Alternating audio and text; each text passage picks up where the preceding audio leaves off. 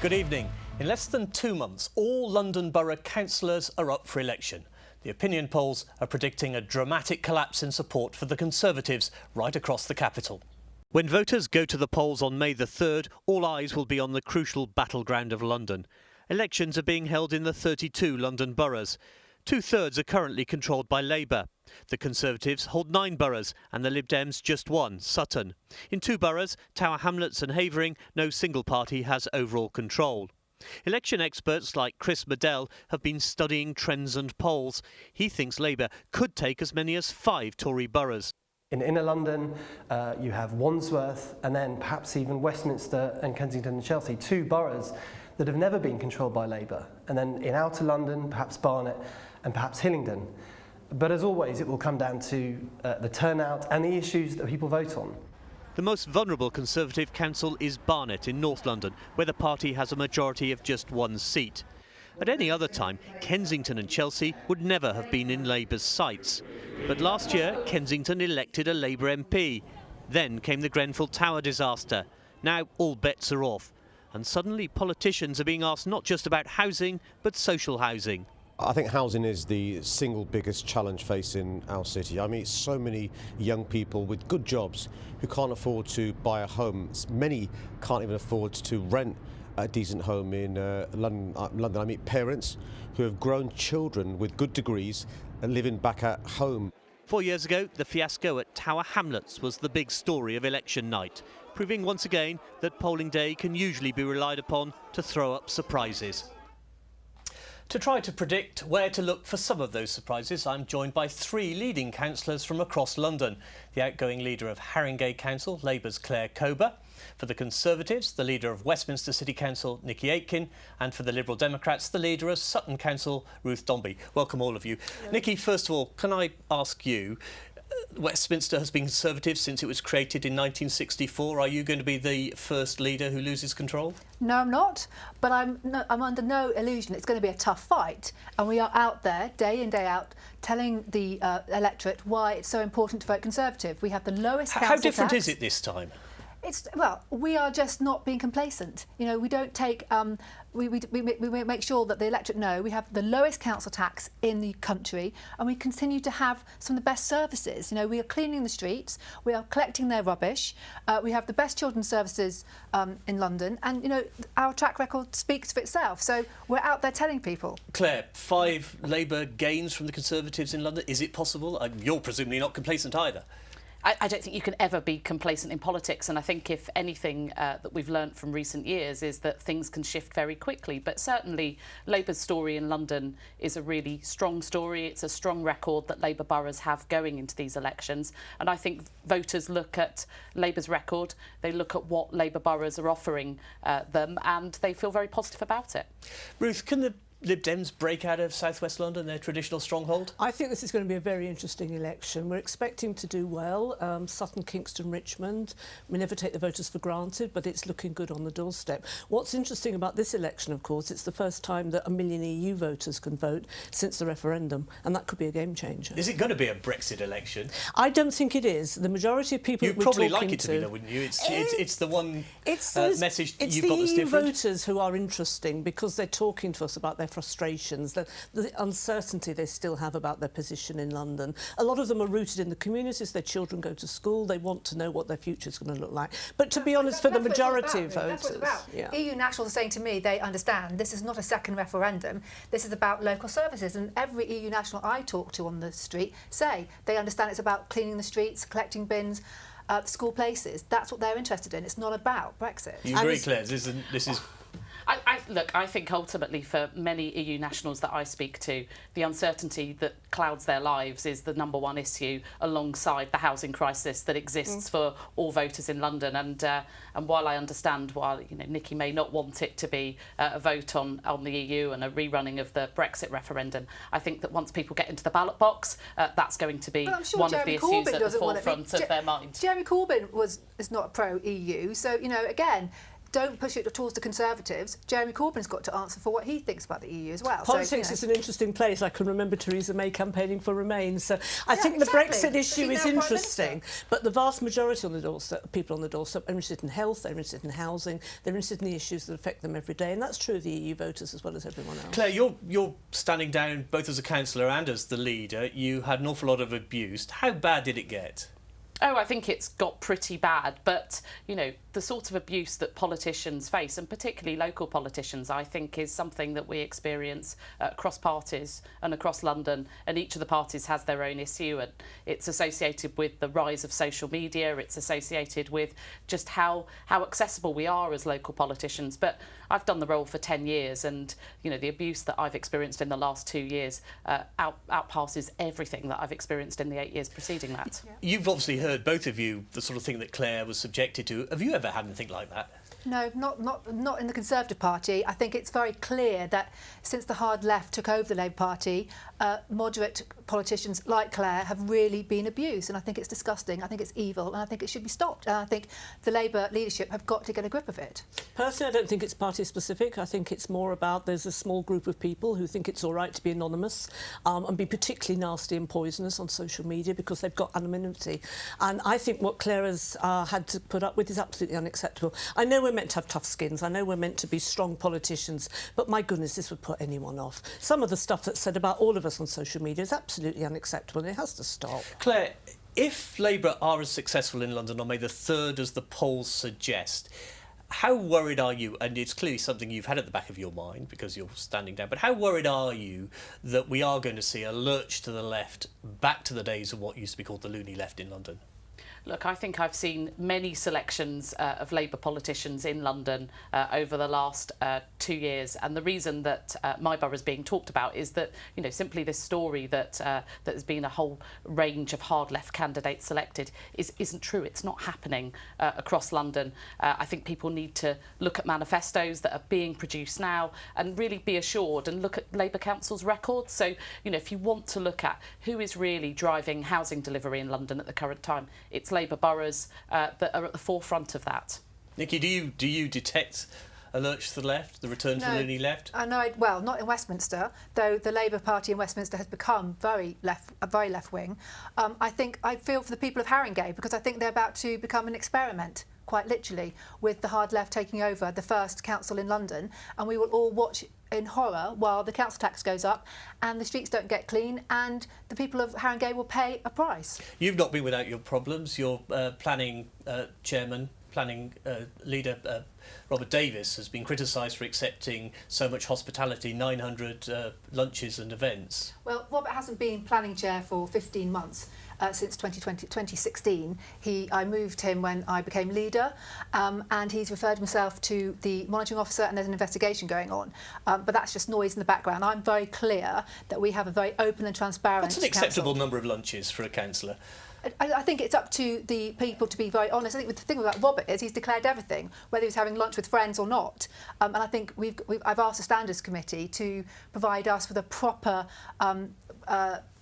decision making about when we should make accept lunches or events. You know, we have to keep the dialogue going, Simon. We have to talk to property developers, but there's a way of doing it. And you know, these days you have to have under me, you have to have an officer present, and there has to be a real reason to have a meeting with a councillor. Claire, you had some interesting ideas in Haringey which probably cost you your job for raising money for housing.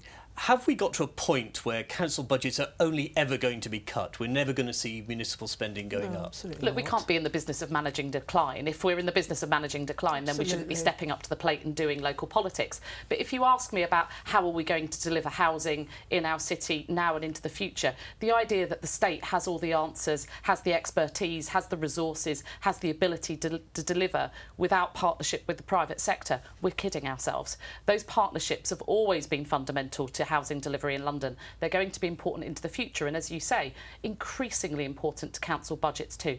Growing our council tax base, growing the number of properties we've got, not only addresses the population crisis and the housing crisis in our city, but it does help to alleviate the financial crisis facing Ruth, our councils. where do you see council finances going? We all recognise that London is changing. I'm in outer London. It's changing beyond recognition. More and more people can't afford to live in inner London and are moving to outer London. We're building lots and lots of homes. We're encouraging development in our borough, but we're doing it thinking about what does good growth look like. We're the only heritage action zone in London because actually the place where we're building is also the place where we want to be proud of our heritage. I do think it is about how we work with the private sector, but particularly how we work with our residents. Nikki, you had an interesting idea of asking people with very expensive properties to give a voluntary excess to their council tax. Any interest in that? Absolutely. And the reason why I'm doing it is because I think the council tax system as it is no longer fit for purpose. There has to be flexibility for local authorities. So how much money have you raised? Well, it hasn't been launched yet because it's for the next council tax year, which starts on April the 6th. But it's about bringing in new progressive ideas. The council tax system is not fair because if you raise council tax, you have to raise it across all the bands. And that is, disproportionately unfair on the lower income. Nikki, Claire, Ruth, I'm sorry we've run out of time. Thank you very much for coming in and talking to us this evening. Now, the headlines this week have been dominated by the dramatic events in Salisbury, which have shone a spotlight on Russian activities in this country. They're particularly active in London. When Yevgeny Chichvarkin moves among the display shelves in his upmarket Mayfair wine shop, he has every reason to wonder who's watching him. Mr. Chichvarkin is a wealthy business tycoon who backs Russia's banned opposition leader. He's convinced a group of men he confronted outside his home were Russian agents, monitoring his movements while chewing on their favourite snack. I wanted to see the faces and they disappeared, but they left sunflower seeds. It's like a bad habit from South Russian villages. The bright lights of London have always been a magnet for foreign spies. During the Cold War, the capital city of one of Western Europe's wealthiest democracies held a particular fascination for secret agents from behind the Iron Curtain. But while the Cold War ended more than 25 years ago, it seems Russian spies couldn't kick their habit.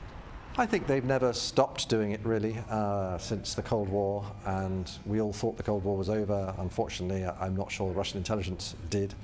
And they are very active in trying to do all the things they've done before to influence our way of life. Espionage isn't Russia's only interest in London.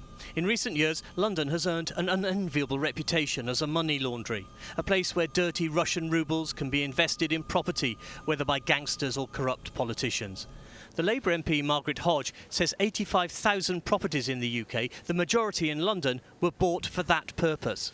1 in 5 of those are properties bought by Russians.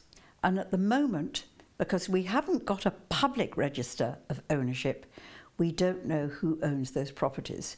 What we do know is that there are swathes of London, 10% of Westminster, that is now owned by foreign companies. At the Russian embassy, the spying operation has suffered one of its periodic setbacks. The government believes the 23 diplomats it's sending home were all spies. To discuss that and other political issues, I'm joined by the Labour MP for Walthamstow, Stella Creasy, the Conservative MP for Brentwood and Ongar, Alex Burkhardt, and the Liberal Democrat Home Affairs spokesman, who's the Kingston and Surbiton MP, Ed Davey. Welcome, all of you. Ed Davey, first of all, we've kicked out 23 suspected spies. Is that enough? Well, I think the Prime Minister is exactly right to do that. And I think hope she'll go further and look at some of these problems of wealthy Russians who may well have used dirty money to buy property here and to be here. I want to go further. For me, this is slightly déjà vu. When Russia invaded the Crimea, we talked about sanctions then and we took sanctions, particularly where it hurts Putin the most, and that's on energy. Russia earns most of its foreign currency through selling gas and oil and coal, mainly to Central and Eastern Europe. And if we can reduce that dependency of our European colleagues on that Russian money, that will hit Putin in the pocket. He therefore can't fund his intelligence and military apparatus so much. And that is one of the best ways, working with European colleagues, to really get the message home to Putin. Alex, we heard Margaret Hodge there say we need more transparency over property ownership. She has a point, doesn't she? I think it's an interesting idea. I certainly think that we have to beware of allowing London to become a place where the world's dirty money is cleaned. I think Ed makes a pretty good point about energy as well, although there's a slight danger that the Russians are trying to trick us into a game which will allow them to do things like seize the 20% of Rosneft that BP holds. So whilst I certainly think that we need to encourage our European partners to become less dependent on European energy, we have to play the next steps. We shouldn't become dependent just because we've got British investments there. If they're behaving badly, we can't be hypocritical, can we? Stella, you've signed a Commons motion supporting the government's stand. There are going to be Corbyn supporters who are going to dismiss you as one of the usual suspects. Why did you do that? Well, just as Jeremy Corbyn has said today, he recognises that the intelligence aides are telling us that Russia was behind the attack in Salisbury. So actually, that's a chemical attack on our streets in the United Kingdom. We can't, as a nation, look the other way when something like that happens. Are you convinced that Jeremy Corbyn believes that? Well, I've read his statements today, and he's very clear. We heard what his spokesman said yesterday. Well, Seamus Milne will speak for himself, but Jeremy himself has put out some very clear statements today saying he recognises it's the Russians. And I think, look, national security is the first role of all of us, not just the government, but all of us as MPs. And all of us have to make decisions on the evidence presented to us. Do I wish that the statement yesterday had been stronger? Yes. But do I think he's been clear that today he recognises that Russia is behind this, and therefore it is right that we look at what action we can take, because we can't let this go. And I think it is right as well that we're looking at these financial sanctions. I mean, look, you know, the Russian Deputy Prime Minister earns £100,000 a year, but owns an £11 million flat overlooking the Ministry of Defence. Clearly, we don't just need a register of who owns these properties. We also need what are called the Magnitsky rules. We need to be able to sanction Russians who are funding and behaving in ways that are a part of these criminal acts on our forces. And I'm a member of the Council of Europe, and actually one of the things that we're looking at is how can we make the argument for these across Europe. We need to work with our allies, but we simply cannot let it lie that Russia has done this. Well, you seem to have slightly changed your tone on Jeremy Corbyn as a result of what he's cleared up for you today. But do you too think that we might have reached a turning point well, it was as far as Jeremy astonishing Corbyn's position is concerned? It was astonishing yesterday. First of all, the way Jeremy Corbyn responded to the Prime Minister was unacceptable. He did not condemn. You clearly agree with that because you wouldn't have signed that Commons motion. She has, and many of her Labour colleagues did. To be fair, he did not condemn Putin the way that he should have done, given what appalling things happened in Salisbury. But what was shocking and also actually, in a way, warming was the way that Labour MPs from the backbenchers actually put their position regardless of the front bench. And, you know, I salute them for that. That showed some bravery and some guts and actually left Mr Corbyn a rather diminished figure. And I'm a new MP, and I have to say that the scenes in the Commons yesterday were absolutely extraordinary. We had some very principled stance taken from the backbenches across all the major parties. I mean, I saw the leader of the SNP being cheered by Conservative backbenchers, which, let me tell you, doesn't happen every day. And I know that my friends in the Labour Parliamentary Party were furious at the fact that Jeremy Corbyn did not condemn Russia in the way it was expected. You could see that 95% of the House was in unison, and there was a very small percentage on the Labour front bench that was looking in a different direction and has now bowed to pressure from more principled members of their party. Look, it's absolutely the important role of opposition to ask questions. I don't think anybody here would say that you want unquestioning, undoubting politicians who don't ever ask for the evidence. I think what we were all saying yesterday is we've been presented with this evidence by the security services. Obviously, members of the Privy Council will have seen more detail. And at that point, for me, signing that EDM was about the security services and the evidence they've given us. We all recognise we live in a world, and we need to say it, post-Iraq, where people are critical, where people are asking questions. But I also think it's really important that we don't let that define. When we've got people from Porton Down confirming it's Novichok, confirming the relationship with Russia, that somehow we shouldn't act upon that. You've been on the receiving end of abuse on social media in the past. Has this prompted any more? I have tried to stop my mother from using Twitter, but she continues on.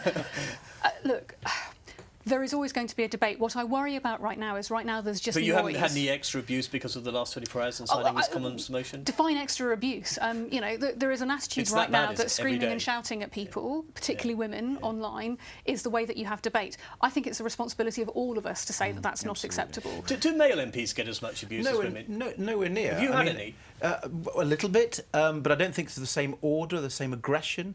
I mean, talking to female colleagues of all political parties, the tone of which some people address them on social media is utterly unacceptable. We have some things which I would consider criminal threats, which I know people are reporting to the police, and it's completely out with the normal political debate. You know, you can get heated, you can get emotional, but some of the way that some of our female politicians are being treated has to be stopped. What about you, Alex? I mean, you've probably not been around long enough to offend anyone I yet. think that I'm that interesting on Twitter that I get very much abuse, but and it's certainly the sort of things I've seen other people face completely unacceptable. You know, that we talk about the death threats and the rape threats, which are absolutely terrible, but also I've had colleagues who've been told that they're being watched, that their children are being watched at school, that they're being followed around. And it's the level of intimidation that we would not accept in any other part of society that is somehow put up with online. And we've got to get more women into politics. Stella, you spoke last week about misogyny, didn't you? Yes, in a I debate did. in the Commons. I mean, the level of abuse, particularly at women, it really is unacceptable. Well, but I also want to be very clear, this is not just about online. It's offline because it's part and parcel of society, and it's not just about the open So harassment. what do you mean by it's offline? also about the volume. Well, I get shouted at in the street, I get letters as somebody who campaigns for women's rights. I constantly get told, mainly by men, that the things I'm picking up on are not important. It's part of a pattern of trying to control what women are allowed to do in our public spaces. The other thing I would say about the online that is different is the volume. If I tell you that I got 96,000 tweets in 8 weeks, and that was a relatively quiet 2 months, it's that volume that is trying to shut down people's voices as much as the violence and the intimidation, because you simply can't. It's me and my phone. I can't keep up with it, so I can't react to people. I can't engage with people. And I think we have to recognise that volume is increasingly used as a form of harassment. So you ask about the last 24 hours. You know, people have a right to ask questions. I want to be held to account. I'm sure we all do. And online or offline, you try and do meetings and engage with people to be able to do that. You can't if you're getting a stream of abuse that literally means you can't read things. What can you as male MPs do to stop this? It's something that I mentioned in the comments once. Is that I would like to see a lot more cross-party cooperation. This is more to the online point than the points that Stella's made about being shouted at in the street. But if we had an agreement that anyone online who overstepped the mark of decency would be blocked, not just by us as individuals, but by all MPs, but by the major political parties, and that we would shut them out of the Twitter sphere, I think it would send a very strong message that we can't allow politicians, we can't expect politicians to put up with totally unacceptable levels of abuse. Well, I agree. It's got to be done on a cross-party basis, and then we can really send a signal. I think what Stella was trying to do with making misogyny a hate crime is exactly the way Ed, I'm sorry, we're going to have to stop you there because we've literally run out of time, come to the end of the programme as always. Thank you to all my guests tonight, Claire, Nikki, Ruth, Stella, Alex and Ed. I'll be back next month. In the meantime, thank you for watching and good night.